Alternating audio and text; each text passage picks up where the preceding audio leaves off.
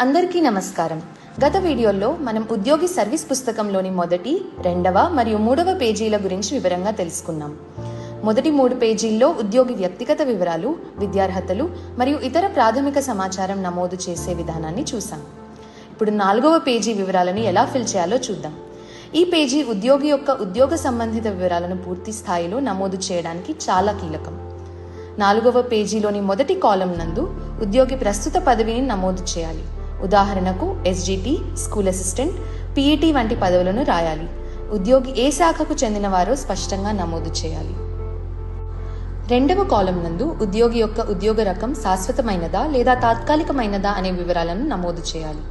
Regularisation అయ్యే వరకు temporary అని రాయాలి. రెగ్యులరైజేషన్ అయిన తర్వాత నుండి పర్మనెంట్ అని రాయాలి. 3వ కాలం నందు ఉద్యోగి అఫిషియేటింగ్ స్టేట్ గురించి నమోదు చేయాలి. అంటే ఉద్యోగి తాత్కాలికంగా లేదా అదనపు బాధ్యతలతో ఇతర ఉద్యోగి పని చేస్తే దానికి సంబంధించిన వివరాలు నమోదునకు 3వ కాలంను వాడాలి.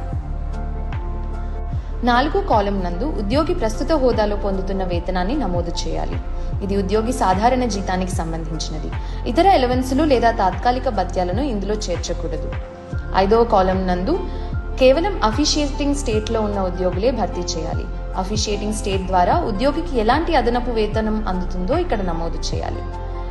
6వ కాలం నందు ఇతర వేతనాల వివరాలను నమోదు చేయాలి. పే స్కేల్ కింద ఉద్యోగి అందుకునే ఇతర ఎలవెన్స్లు ఇందులో రాయాలి. ఉదాహరణకు హెచ్ఆర్ఏ, డిఏ వంటివి. ఈ మొత్తం పే అని పేర్కొనబడే మొత్తంలో భాగంగా లెక్కించబడుతుంది. 7వ కాలం నందు ఉద్యోగ నియామక తేదీ నమోదు చేయాలి. అంటే ఉద్యోగి ఏ తేదీన అధికారికంగా ఉద్యోగంలో చేరారు అనేది అధికారిక పత్రాల ఆధారంగా నమోదు చేయాలి. 8వ కాలం నందు ఉద్యోగిపై వివరాలన్నింటినీ ధృవీకరిస్తూ తన సంతకం చేయాలి. ఒకవేళ సంతకం సరైన రీతిలో లేకపోతే ఈ పత్రాలకు అధికారిక విలువ ఉండదు. కాబట్టి ప్రతి ఉద్యోగి తన సంతకాన్ని స్పష్టంగా మరియు ఖచ్చితంగా పెట్టాలి. 9వ కాలం నందు డిడిఓ లేదా ఎంఈఓ గారు ధృవీకరణ సంతకం చేయాలి. అన్ని వివరాలు అధికారికంగా ధృవీకరించబడి సరైనవేనని నిర్ధారించుకునేందుకు డిడిఓ లేదా ఎంఈఓ సంతకం చాలా కీలకం. కాబట్టి ఈ కాలంను ఖచ్చితంగా భర్తీ చేసి అధికారికంగా ధృవీకరించుకోవాలి. ఈ విధంగా 4వ పేజీలోని ప్రతి కాలము చాలా జాగ్రత్తగా అధికారిక పత్రాల ఆధారంగా భర్తీ చేయాలి. చిన్న తప్పు కూడా భవిష్యత్తులో సమస్యలను కలిగించవచ్చు.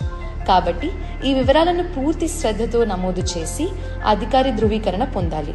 తదుపరి వీడియోలో తర్వాతి పేజీలు ఎలా నింపాలో తెలుసుకుందాం.